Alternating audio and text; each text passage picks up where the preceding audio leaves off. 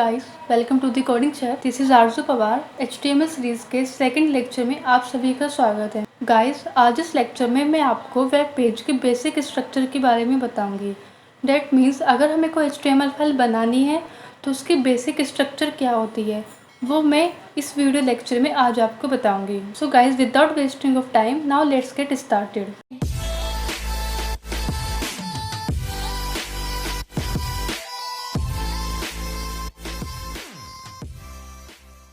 जैसे मैंने आपको फर्स्ट वीडियो में बताया था कि हम Notepad++ यूज़ करने वाले हैं, तो सबसे पहले हम Notepad++ इंस्टॉल कर लेते हैं।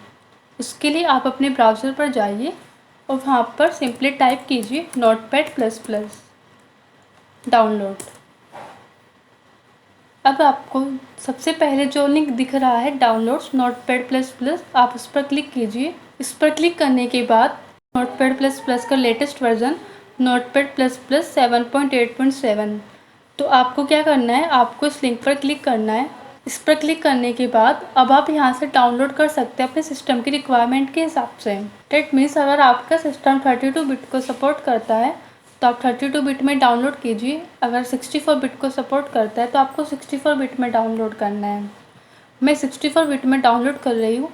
डाउनलोड करने के लिए आपको जो इंस्टॉलर दिख रहा है, आपको इंस्टॉलर पर क्लिक करना है। आप देख सकते हैं कि हमारी फ़ाइल डाउनलोड होने लग रही है। गाइस, आप देख सकते हैं कि हमारी फ़ाइल डाउनलोड हो गई है। अब हम इसे ओपन करते हैं। Okay, click on next. यहाँ पर click on I agree, next, next. Then check the first checkbox, create shortcut on desktop. This will create the shortcut of your Notepad++ software on your desktop. So check this checkbox and click on install. अब आप देख सकते हैं कि हमने successfully Notepad++ को install कर लिया है। मैं इसे कट कर देती हूँ। अब हम यहाँ पर एक न्यू फाइल क्रिएट करेंगे। उसके लिए आपको फाइल मेन्यू पर क्लिक करना है और फिर आपको न्यू पर क्लिक करना है। आप यहाँ पर देख सकते हैं कि हमारी न्यू फाइल क्रिएट हो गई है। अब इस फाइल को मैं सेव कर देती हूँ। उसके लिए आपको सेव एज़ पर क्लिक करना है और आप यहाँ पर अपनी फ़ाइल का नाम कुछ भी दे सकते हैं। मैं दे रही हूँ लेक्चर सेकंड, क्योंकि हमारा लेक्चर सेकंड है तो मैं इसको दे रही हूँ लेक्चर सेकंड .html। आप याद रखिए, जब भी आपको कोई HTML फाइल को सेव करना है तो आप .html एक्सटेंशन का यूज़ करेंगे फाइल के नाम के बाद। अब आप इसको कहीं भी सेव कर सकते हैं। मैं इसको डेस्कटॉप पर सेव कर रही हूँ। Click on save. अब मैंने पहले से ही कोड लिखा हुआ है, मैं इस कोड को कॉपी करके यहाँ पेस्ट कर देती हूँ। आप देख रहे हैं कि आपको ये कोड बहुत छोटा दिखाई दे रहा है, तो आप Ctrl+ से इसको जूम इन कर सकते हैं। आप जितना चाहे जूम इन कर सकते हैं Ctrl+ से, और Ctrl- से आप जूम आउट कर सकते हैं। गाइस, हम देख सकते हैं वही कोड है जो हम किसी HTML फाइल बनाने के लिए लिखते हैं। तो मैं इस कोड को आपको लाइन बाय लाइन समझाती हूँ। सबसे पहले हम फर्स्ट लाइन से स्टार्ट करते हैं, जहाँ पर हमने लिखा है डॉक टाइप HTML। यानी कि यहाँ पर हम अपने वेब ब्राउज़र को बता रहे हैं कि हमारे डॉक्यूमेंट का टाइप HTML है। क्योंकि वेब ब्राउज़र कई तरह के डॉक्यूमेंट को अंडरस्टैंड करता है, इसके लिए हमें वेब ब्राउज़र को बताना ज़रूरी होता है कि हम कौन सा डॉक टाइप यूज़ कर रहे हैं। जैसे HTML से अलग भी अनदर डॉक्यूमेंट्स होते हैं, जैसे हमारा XHTML होता है, लेकिन यहाँ पर मैं डिटेल में बात नहीं करूँगी क्योंकि हमारा मेन कंसर्न HTML से है। तो फ़िलहाल आपको बस इतना याद रखना है कि यहाँ पर हम बता रहे हैं अपने वेब ब्राउज़र को कि जो डॉक्यूमेंट टाइप है वो HTML है। अब हम आते हैं सेकेंड लाइन पर। जैसे कि मैंने आपको प्रीवियस वीडियो में बताया था कि हम लोग टेक्स्ट को एंगुलर ब्रैकेट से रिप्रेजेंट करते हैं, तो यहाँ पर मैंने एंगुलर ब्रैकेट्स के अंदर HTML लिखा है, यानी कि HTML टैग है। इस टैग को हम ओपनिंग टैग बोलते हैं और इस टैग को हम क्लोजिंग टैग बोलते हैं। यानी क्लोजिंग टैग लिखने के लिए हम टैग के नेम से पहले फॉरवर्ड / का यूज़ करते हैं। तो HTML के अंदर याद रखिए, जब भी हम कोई टैग ओपन करते हैं तो हमें उस टैग को क्लोज भी करना होता है। जैसे मैंने लाइन नंबर 2 पर HTML टैग को ओपन किया और लाइन नंबर 12 पर HTML टैग को क्लोज किया हुआ है।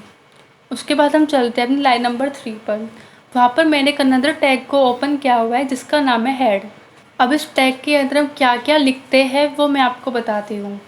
तो इस टैग के अंदर हम अपने मेटा टैग्स को डिफ़ाइन करते हैं, वेब पेज के टाइटल को डिफ़ाइन करते हैं, और अगर हमें कोई भी एक्सटर्नल फाइल लिंक करनी है अपने HTML पेज के साथ, जैसे कि अगर हमें कोई CSS फाइल लिंक करनी है या कोई जावास्क्रिप्ट की फाइल लिंक करनी है, तो वो हम इसी टैग के अंदर करते हैं। वो कैसे करते हैं वो मैं आपको CSS और JS के ट्यूटोरियल्स में बताऊंगी। फिलहाल हम यहाँ पर मेटा टैग्स की बात करते हैं कि मेटा टैग्स क्या होते हैं। तो मेटा टैग्स वो टैग्स होते हैं जो हम अपनी वेबसाइट को डिस्क्राइब करने के लिए लिखते हैं। जनरली मेटा टैग्स का यूज़ हम सर्च इंजन ऑप्टिमाइजेशन के लिए करते हैं। मेटा टैग्स वो टैग्स होते हैं जो हम अपनी वेबसाइट को डिस्क्राइब करने के लिए लिखते हैं। कई तरह के हमारे पास मेटा टैग्स होते हैं। मैंने यहाँ पर 3 मेटा टैग्स को यूज़ किया हुआ है और मैं उन मेटा टैग्स को आपको समझाती हूँ कि इन मेटा टैग्स का क्या क्या मतलब है। सबसे फर्स्ट मैंने मेटा टैग यूज़ किया हुआ है कैरसेट, जिसमें मैंने वैल्यू असाइन की हुई UTF-8। अब कैरसेट मेटा टैग क्या होता है? तो कैरसेट मेटा टैग बेसिकली स्पेसिफाई करता है कैरेक्टर एनकोडिंग को HTML डॉक्यूमेंट के लिए। यानी ये बताता है कि हमने HTML डॉक्यूमेंट में कौन से कैरेक्टर एनकोडिंग को यूज़ किया हुआ है। क्योंकि अगर वेब ब्राउज़र को किसी भी HTML पेज को करेक्टली डिस्प्ले कराना है, तो वेब ब्राउज़र को पता होना चाहिए कि उस HTML पेज में कौन से कैरेक्टर सेट को यूज़ किया हुआ है। तो यहाँ पर हम वेब ब्राउज़र को बता रहे हैं कि इस HTML डॉक्यूमेंट में हमने UTF-8 कैरेक्टर सेट को यूज़ किया हुआ है। तो यहाँ पर सेकंड मेटा टैग मैंने यूज़ किया हुआ है डिस्क्रिप्शन। बेसिकली इस मेटा टैग का यूज़ हम अपने वेब पेज और वेबसाइट का मेटा डिस्क्रिप्शन रेडी करने के लिए करते हैं। अब मेटा डिस्क्रिप्शन क्या होता है मैं आपको दिखा देती हूँ। जैसे मैंने वेब ब्राउज़र पर कुछ भी सर्च किया, लाइक मैंने सर्च किया SEO, तो आपको बहुत सारी वेबसाइट यहाँ पर दिखती है। तो सपोज़ ये वाली कोई वेबसाइट है, तो जो आपको ये कंटेंट, आपको 2-3 लाइन का जो कंटेंट दिखाई देता है, इसको हम वेब पेज का मेटा डिस्क्रिप्शन बोलते हैं। यानी इस लिंक पर क्लिक करने से जो पेज ओपन होगा, ये उस पेज का मेटा डिस्क्रिप्शन है। मेटा डिस्क्रिप्शन क्या होता है? मेटा का मतलब होता है डेटा अबाउट डेटा, यानी हमारे वेब पेज के अंदर जो डेटा है उसके बारे में इंफॉर्मेशन प्रोवाइड करते हैं हम अपने मेटा डिस्क्रिप्शन में। तो जो भी हम इस कंटेंट के अंदर लिखते हैं वो हमें अपने वेब पेज के एज ए मेटा डेटा यहाँ पर दिखाई देता है। अगर हम अपनी वेबसाइट को, अपने वेब पेज को कोई भी मेटा डिस्क्रिप्शन प्रोवाइड नहीं कर रहे हैं, तो जो सर्च इंजन होता है वो ऑटोमेटिकली हमारे वेब पेज के कंटेंट के अकॉर्डिंग मेटा डिस्क्रिप्शन रेडी कर लेता है। उसके बाद थर्ड मेटा टैग आता है व्यू पोर्ट। तो व्यू पोर्ट क्या होता है? किसी भी वेब पेज का वो एरिया जो यूज़र को विजिबल होता है उसे हम व्यू पोर्ट बोलते हैं। अब व्यू पोर्ट का साइज़ हमारे स्क्रीन के साइज़ के अकॉर्डिंग वेरी करता है। अगर हम अपने PC के स्क्रीन की बात करें तो उस केस में व्यू पोर्ट का साइज़ बड़ा होता है, लेकिन अगर हम अपने मोबाइल फ़ोन की स्क्रीन की बात करते हैं तो व्यू पोर्ट का साइज़ स्मॉलर होता है as compare to the size of view port on the PC। Basically view port tag responsive design को एनकरेज करता है। ये टैग वेब ब्राउज़र को बताता है कि उसे वेब पेज की डायमेंशंस को एंड उसकी स्केलिंग को किस तरह से कंट्रोल करना है डिफरेंट साइज़ की स्क्रीन पर। क्योंकि जो भी हम वेब पेज रेडी करते हैं या फिर जो भी हम कोई वेबसाइट रेडी करते हैं, तो हम उसको केवल PC में ही एक्सेस नहीं करते हैं, हम उससे अपने मोबाइल फ़ोन में भी एक्सेस करते हैं। दोनों की स्क्रीन साइज़ डिफरेंट है। PC की स्क्रीन का साइज़ बड़ा होता है, फ़ोन की स्क्रीन का साइज़ छोटा होता है। तो व्यू पोर्ट को यूज़ करने से क्या फ़ायदे वो मैं आपको दिखाती हूँ।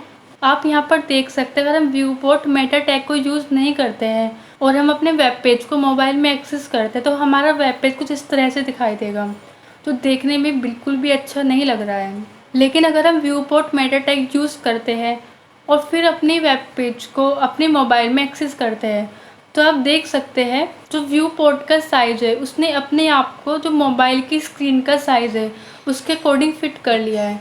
तो view port Meta tag use करने का यही फ़ायदा होता है। यहाँ पर हमने एक अनदर एट्रीब्यूट यूज़ किया हुआ है जिसका नाम है कंटेंट, और उसमें हमने असाइन किया हुआ है width equal to device width, जिसका मतलब है कि व्यू पोर्ट की विथ डिवाइस की विथ के इक्वल होनी चाहिए। यानी जैसे ही हम अलग अलग स्क्रीन पर अपने वेब पेज को एक्सेस करेंगे तो हमारा जो व्यू पोर्ट का साइज़ है उसी के अकॉर्डिंग अपने आप को फिट कर लेगा। उसके बाद हमने यूज़ किया हुआ है इनिशियल स्केल इक्वल टू 1.0। यहाँ पर हम बेसिकली अपने वेब पेज का इनिशियल जूम लेवल सेट कर रहे हैं जब हमारा वेब पेज फर्स्ट बार ब्राउज़र के द्वारा लोड होता है, तो हम उसके इनिशियल जूम लेवल को डिफ़ाइन कर रहे हैं। देन हम बात करते हैं टाइटल टैग की। तो टाइटल टैग के अंदर हम अपने वेब पेज का टाइटल लिखते हैं। अब किसी भी वेब पेज का टाइटल कहाँ पर शो होता है मैं आपको दिखा देती हूँ। उसके लिए हम इस फाइल को रन करते हैं। रन करने के लिए हमें व्यू पर जाना है और यहाँ पर व्यू करंट फाइल इन, आप फायरफॉक्स में इसको व्यू कर सकते, क्रोम में व्यू कर सकते। मैं इसे क्रोम में व्यू कर रही हूँ। तो आप यहाँ पर देख सकते हैं, आपको जो ये दिखाई दे रहा है माई फर्स्ट HTML पेज, ये हमारे वेब पेज का टाइटल होता है। यानी जो भी हम अपने इस टाइटल में लिखते हैं वो हमें यहाँ पर दिखाई देगा।